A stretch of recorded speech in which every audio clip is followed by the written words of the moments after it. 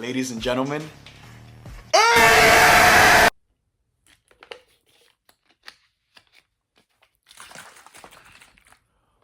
What's good, nigga? We back with my Superman official review, non-spoiler and spoiler. So we're gonna do the non-spoiler part in the first half, then spoiler in the second half. So, you know. So let's just get into my non-spoiler thoughts.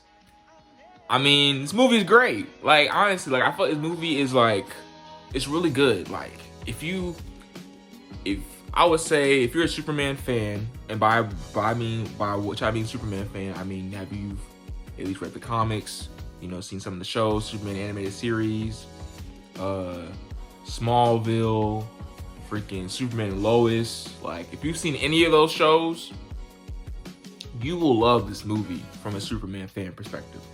Like, one of the things that really took me in for a loop about this movie, bro, is like the way the structure of it. Cause I feel like when that movie first turns on and it's like starting, it's going, it feels like you're picking up a comic book, like dead ass. Just like you're picking up a comic and just reading it from issue 152. You're jumping into a story that's already been set up, has so much shit going on already, and it kind of takes a while to get to that pacing, but I really do love the movie. I love the movie in the terms of I love the structure of how it feels like a comic book. I feel like that is probably one of my biggest takeaways from the movie, just off rip. So I watched this movie twice, letting y'all know right now. So I'm gonna give y'all my first watch kind of critiques and my overall rating, and then give you some of the characters that I like from the movie. Probably at the end. So after my first watch, I said one of my notes I took down was, so this is my getting into my spoilers, but to cap off my non-spoiler part of this video, love this movie, love the characters. If you love Superman, it's very accurate to the source material. You're gonna love Krypto. You're gonna love Krypto. And Lex Luthor is Lex Luthor. Greatest hater. So cap off my non-spoiler review. Love this movie. I think you should watch it if you're a Superman fan. If you're a DC fan, you want DC to get to those great stories that we can get to in live action, support this movie. But if I were to give it an overall rating on my first watch, just to cap off my non-spoiler part, I'd give it an 8 out of 10. So that is my non-spoiler part. Cutting that off. Now to my spoiler part. This is my critiques from the movie. My two critiques.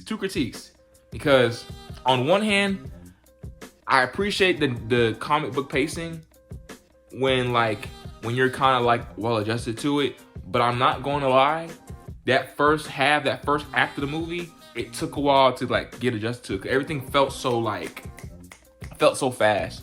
And I've seen a lot of people critique that and point that out as being the worst part of the movie. I don't think it's the worst part of the movie. It's definitely noticeable in some instances when you want scenes to kind of breathe, but they get kind of cut up to now next scene. It's wow, I do love the pacing. It does. It kind of has an adjustment period to get to. So I will say, to knock it down from a 10 out of 10 to a 9 for my first watch, that would be 1. My second critique was, I put it in my first one, but I'm gonna do it in opposite order. My first critique, actually, my last one, was so when you're watching the movie, right? Spoilers, obviously, but when you're watching the movie and get to the part where Miss Terrific, but all of them escape, they get to the They get out of the pocket dimension. Lois takes Clark back to the Kent farm. The rest up and everything. That scene when she was like, "Oh my God," when you know Martha was walking up to the teacher, like, "Oh, Martha, this is John." You know, I remember this. I rewatched this bitch twice now. I can really like remember what they said. And you know, they take him into the like the to his room, and then you see Lois looking up at like all the different like trophies and little memorabilia of his like childhood and like his childhood room. Like you really watching him just in his childhood room. You see like little bits of Clark is like, "Mom, I was sent to kill people. I was sent to hurt people." Like he was like really distraught by it. And obviously he didn't want to like, you know, I guess he didn't want to like, he wanted to hold it in, I guess, but you know, he had to confide in somebody, you know, who better than his freaking or not birth mom, but his freaking adopted mom. But yeah, that moment of the movie, bro, we needed that movie, bro. It's crazy how the movie is quite literally structured around like Clark and his connection to his parents, like in relation to Jor-El and Lara, and how that was twisted in the movie with, you know, Jor-El and Lara having the message of, "We want you to take over the world," and this, that, and the third, which was a good twist. And obviously they wanted to make it more of like Clark is who he is because of the people who raised him on Earth, the humanity in him, which is important. And I feel like we could have got more of that scene, more of like, I feel like us just getting more of how Ma and Pa were and how they are just in the present day could have gave us a lot more context as to why we understand Clark and see Clark as Superman and the way he is, how he moves, how he interacts with the world. Like, if we just had a scene of Lois kind of like just going through, like just kind of just being bored and kind of just like wanting to learn more about Clark. She doesn't know a lot about Clark, but she's still like wanting to learn more. She has never met his parents. So I feel like there should have been I feel like either there was a scene that was cut out of the movie because just they wanted to, you know, cut up the movie, just keep it, you know, keep it nice and, you know, keep it nice in 2 hours and 9 minutes. I feel like they cut out a lot of scenes with the farm, with Ma and Pa Kent. I feel like they are the heart of the film. Like, they are the things that we need to focus on, that are the driving force as to why Clark believes in helping everybody, because he believes in the choices that he makes. He was taught by his pa that the choices he makes is what defines him, not who he's born by, not by blood, not by any of that, by who he is, by who he chooses to be every single day. He chooses to be a hero. That's why this movie. That's why I wanted more scenes of that. Like, just obviously that scene with Pa and you know, Clark on the, you know, sitting in the front, that encapsulated what that scene needed to be. But I feel like it's having that be like the part where like the movie kind of takes like a slow, like we slow down a little bit, kind of just take everything in, you know, learn more about Clark, like even get a flashback scene or two. I wouldn't even mind a flashback scene. I felt like when I first got out this movie, don't get me wrong, I liked the movie a lot, but I didn't think it was perfect. And I feel like a lot of people who watch this movie, a lot of reviews I've been seeing on the internet, a lot of people have been saying this movie is like they don't think it's perfect, but they really, really like it. And that's how I feel. Like, I feel conflicted because I want to love the movie, but like off the first watch, but when I feel like I just liked it because I felt like the pacing was something I just couldn't get into. And then like the ending of the the scene where, you know, Superman has that final speech with Lex and everything. I feel like that scene felt so like, it fell a little flat to me off the first watch, because I didn't like, it didn't feel like earned. I guess not even in the sense of earned, but it just didn't feel like the narrative had built up to that. Like, I felt like there was a scene that was cut out that would have built up to that way more than what we had in the movie. That's what I feel. But yeah, but overall, like, I came out the movie just 8 out of 10 though. The movie is still a great movie. It's still a good movie. I don't care what nobody says. I feel like people that are trying to be like, oh, this movie is ass because of the pacing. It's so fast. It's and you barely get to know anything. It's so much lore you have to do it. That's not even that serious, bro. Niggas do not care about that shit. Niggas already know Superman is, bruh. I might even just put the fucking cause I watched this Dante clip of him talking about his his kind of critiques of people complaining about, you know, the movie and everything, I might just put it in the video right now. Put it right here. If y'all don't like the new Superman movie, I don't know what more y'all want from a Superman movie, bro. Some niggas saying, yo, the pacing was fast or whatever. Nigga, it's Superman. We all know fucking Superman. We don't need fucking 10-minute dialogue of every character explaining their backstory. We know Lois. We know they gonna get together. We already know that shit. We know who Lex Luthor is, bro. Like, this movie was perfect. Started off perfectly, ended perfectly. If you don't like this movie, or if you just find the bullshit to like hate on in this movie, you don't know what you want. You don't know what you want in a Superman movie, bro. That's all I'm saying. But no, my point exactly. Like, why are people so mad and so irritated by the fact that like this movie has like a lived-in world? I love that aspect. That's one thing I love about this movie. And to get into my second watch of the movie, cause I just watched it recently. Ran into my my cousin and them, which was funny. What just happened? Ran into him when I was going to the movies. He was watching the same theater, so that was hilarious. But some of my critiques for the second watch, I had the same problems, but overall I can get past most of the problems that I had, because I felt like off my second rewatch, I felt more of like the slice of life aspect. I feel like I was viewing the movie from an angle and had predisposed expectations of the movie. Like I would expect the movie to have a lot more of like, you know, Clark dealing with the Justice Gang and Clark dealing with this, Clark dealing with that, and having that have its own separate parts in the movie, but not everything kind of just flowing together so seamlessly. Because that's how the movie feels. It flows seamlessly, but it flows and it kind of has no resting point, which is you know, an acquired taste. But most of the problems I had with the first watch, I kind of got past.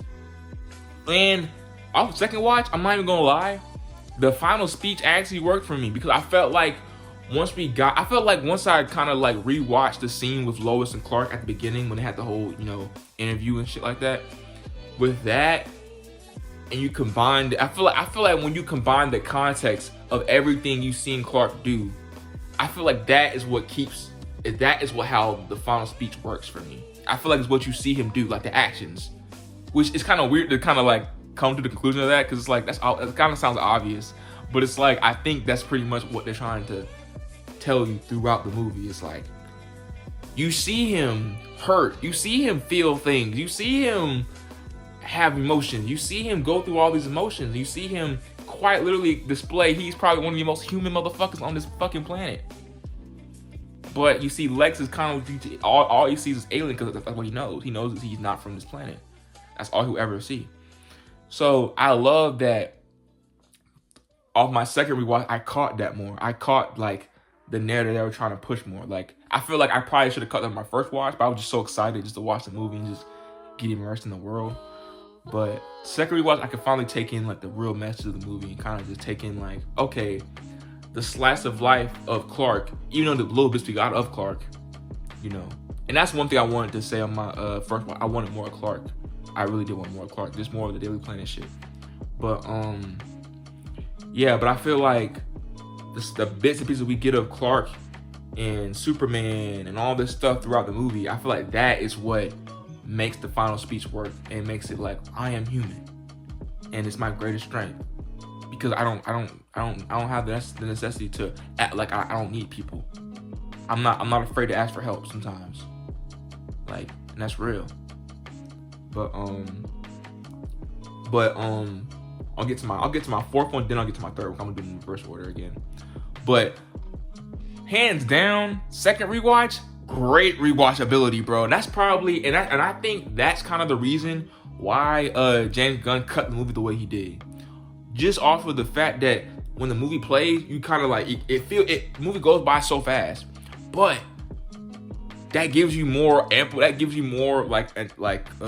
was an obligation or more initiative to fucking go see it again, because it's like you want to just stay in that world as much as you can. But it's like that 2 hour and 9 minute chunk, it fills up that entire chunk, and you don't feel the time wasted in that movie, which I love. That's one thing I love about the movie. There's no time wasted, but I feel like there could have been time added to the movie. But to my last point, overall, I want to see more of this DCU, bro. Like, hands down, the DCU, the DCU is here to stay, bro. Like, the movie's doing so great, and that's what I love. I love that people are really receiving this movie well in the time that we're in right now, in the state of the world, state of America we're in right now. I'm so glad this movie's being received the way it is, and I love that critics like it. I love that the fans like it. And I just love that we're at this point where we can appreciate Superman and not see him as this boring figure and, oh, he's overpowered and do. Like, I'm so glad that nigga can shut the fuck up about that shit. I feel like, for me, I've always told people, like, my top 3 heroes: Spider-Man, Superman, Flash. My top 3 all time. And when I see Superman, they'd be like, bro, Superman's boring. Superman's alright, I guess. Like, he just has all the power. Like, he has no interesting stories. It's like, nigga, have you not watched Smallville? Have you not watched My Adventure with Superman? Have you not watched Superman anime series? Have you not read any Superman comic? Like, Superman has so much interesting lore, but I feel like he is the most poorly represented hero. It's crazy how he's probably the most recognized hero, like, across the world. But he has probably the worst representation out of all the main superheroes. I feel like a lot of people don't actually know his lore. They don't actually know a lot about fucking Superman in his world. Like, I feel like this is the first time we got the Daily Planet cat. We like, in this movie. And oh yeah, one thing I want to say I love about this movie, and I'll get to my overall rating at the end. But oh my god, underrated, or I would say 2 things I want to say that's about the movie that's underrated. But I feel like one, that's obvious. Mr. Terrific, my GOAT, nigga, my motherfucking GOAT. James Gunn, you better make that fucking Terrifics movie, bro. You better make that Terrifics project with Mr. Terrific, Metamorpho, and Phantom Girl, and Plastic Man. I want that shit. I want that shit tomorrow, nigga. I want that shit announced, bro. And I'm pretty sure he's gonna make that, because I feel like niggas are letting it be known that we like Mr. Terrific. We want to see more of this character, because niggas really fuck with him, and I love that. I really do love that, because I've been reading him in JSA in the 1980 or the 90 JSA run, and I love him in that, because he's like, that's the first time he appears in like a JSA or in a DC book. But love Mr. Terrific. But another character that's so underrated, MVP, probably my second, probably I ain't gonna lie, I would say I probably have like 5 favorite characters in this movie, but I feel like it's in no order. I feel like I love them all kind of equally in the same boat. But one of them for sure has to be my nigga Jimmy motherfucking Olsen, bro. Oh my gosh, bro. I love the way they utilize Jimmy in this movie, bro. Jimmy actually feels like an asset to not only Superman's world, but Lois's world, but like to the whole movie, because it's like he has his own little side plot, but it feels like, and I feel like that part of the movie actually feels like kind of like when you read a comic book and you kind of get to the end of the book or get to the end of the issue and you had a little side story at the end. That's what Jimmy's scenes feel like. They feel like little mini issues in the books. Like, I love that shit. That shit feels like comic book. It's crazy. I feel like capturing those elements is what make that movie feel so enjoyable off the first watch and second rewatch. But overall, when I got done with my second rewatch, I'm not gonna lie, I bumped it up to a 9. I ain't gonna lie, I bumped it up to a 9 because I feel like I caught more of like the intention of the movie, the intention that is like Superman is hope, and he does the right thing, and he tries to do the right thing at any point, and he cares about all life, and we see that throughout the movie. Like, we don't need to be told the narrative. I feel like the narrative is what we are shown throughout the movie, and I feel like that's a lot of people are kind of missing from their critiques of like being like, oh well, this movie kind of has no plot for real. It kind of just happens. It's kind of just like, well, Lex does this thing and Superman does this thing and da-da-da-da. It's like, I feel like people are kind of being like intentionally disingenuous about their critiques on Superman because they want to obviously get clicks and shit like that. But I honestly feel like this Superman movie, I feel like it captures like what it obviously means to be a good person, but what it means for Superman to be a good person in the modern day world. Like, he stops a war. That is a big plot of the movie. That's like the first thing we learned about Superman. He stops a war. That's the first action we learn that he does in the movie. Like, champion of the oppressed. We get that in the first motherfucking title card shit, bro. Like, that is what I want. That is what I want to keep that original intention from Jerry Siegel and Joe Shuster's original inception of the character of him being a champion of the unspoken, of the unheard. Like, he is that. Like, I love that, and that's what I love about like catching those elements in the second rewatch. But yeah, overall rating, I feel like I'd probably round up the rating to 8.5, because I do feel like it still does have problems. But off my second rewatch, I do give it a 9 out of 10. But overall, with everything that I feel like I have to be honest, I feel like overall it's 8.5. 8.5 if I were to be completely honest. But if you were to ask me on a good day, I'm giving it a bitch a 9 because I love this movie. I really do love this movie though. Like, I feel like 8.5 to a 9. I'm leaning more to a 9 though, so I'm gonna just say 9. Let me just say 9. Fuck it, I'm saying 9. Cause I want more of this movie, and I want more of this universe, and I want more characters that can inspire people like this. Cause I feel like this movie, I feel like has a way to touch both old, new, teen, old and young. I feel like it has it truly is a 4-quadrant film. Like it reaches the old generation, the millennials, the parents, the kids, the teenagers, my generation. Like, I feel like it really does capture like all of it, and it's able to like bring all these kind of like sides around a one universal message that be kind, and when you see injustice, stand out and speak out against it. It's crazy, but niggas gonna call this movie woke, which, if you think being kind and being a good person is woke, says a lot about you than it says about the movie. But that can be said for another day. But overall, I love this movie. But more importantly, I want to know y'all thoughts. Let me know in the comments, man, how y'all thought about this movie. Let me know if y'all give it an 8, a 9. I know none of y'all gonna give this movie a 5 or a 6 out of 10 or whatnot. Because this movie is not a 6 out of 10. This movie is nowhere below a 7. Like, honestly, if you give this movie a 7, I'll give you a pass. But if you give this movie a fucking 6, shut the fuck up. Shut the fuck up. You cannot genuinely give this movie a 6. I mean, to each his own, obviously, but this movie is nowhere near a 6. It's nowhere below an 8 for me, honestly. This movie is genuinely an 8. 8 or higher for some people. But I would generally say like 8 to 8.5 to 9. But me personally right now, in the current moment right now, I'm giving it a 9. Later on, might be 8.5. But love this movie, man. Love the fact that we're in a current state of time that DC can finally make good content, and they can be both favored critically and commercially, bro. We're actually getting like, this movie's going crazy box office wise, and we're actually like, the movie could be big.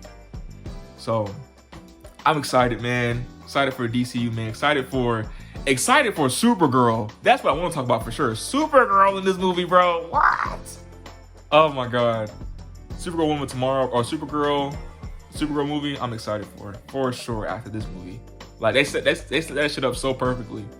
But anyway, man, so good, man. So good to be a DC fan. But please let me know how y'all feel about this movie in the comments, man. I can talk about this movie for forever. I'm literally watching constantly Superman reviews and people talk about this movie because I really love that people are enjoying this movie and people are really taking in the message and the themes and like just really enjoying like what Superman means and represents in this current day, because we need that right now, honestly. So let me cut my ramble. Video already going too long, but see y'all niggas, man. Superman, look up, nigga. I'm looking up.